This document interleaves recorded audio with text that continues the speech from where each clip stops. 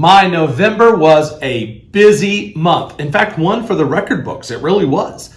The market went crazy, and finally we know who the president is, or at least I think we do. I heard from many of you in the weeks leading up to the election who were afraid of a market crash based on who was or wasn't elected. Unfortunately, I did not listen to any of that or the woman, God bless her, who waters the plants here in our office. She was also certain of a market crash. I heard the concern, but here's the thing. When everyone is positive something is going to happen, it usually doesn't. So since election night, we've seen an impressive move higher in the financial markets.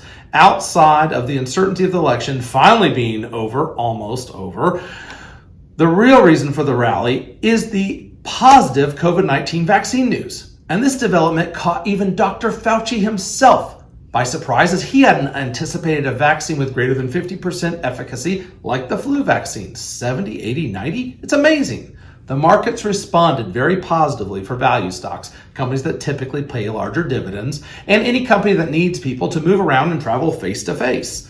On the flip side, stay-at-home stocks like Zoom are experiencing significant sell-offs, as it was expected that now that we have the vaccine, all the services people use at home are going to be cast aside in favor of in-person interactions again.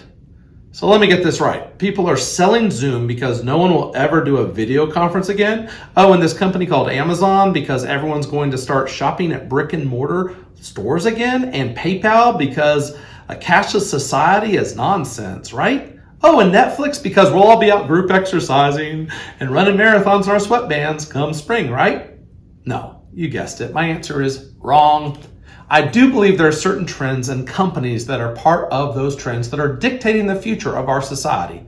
And that's not to say that they can't trade down as any kind of market rotation occurs, but at the end of the day, money will return to the companies that are significantly growing their top line quarter after quarter and year after year. Wall Street likes certainties. And the lesson the pandemic has taught us is you cannot rely and invest in a company that has to have people in good health and face-to-face to meet their quotas. Now, sure, somebody can pull the trigger and sell the above companies, ringing in a nice profit if you've owned them through the pandemic. But don't think for a second there won't be another disruption coming, whether from a second wave of COVID, or we'll just use your imagination.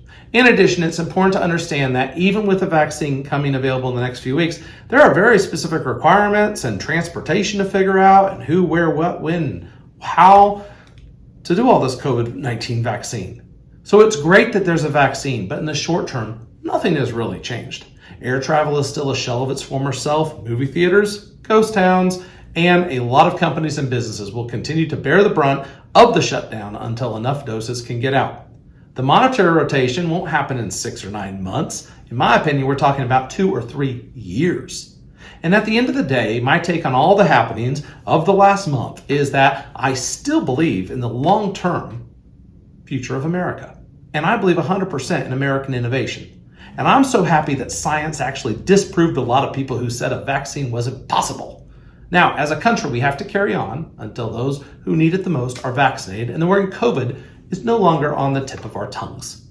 And as an American, I believe that our economic future is bright, and like any other challenge thrown our way as a country, we'll rally together and reinvent ourselves once again.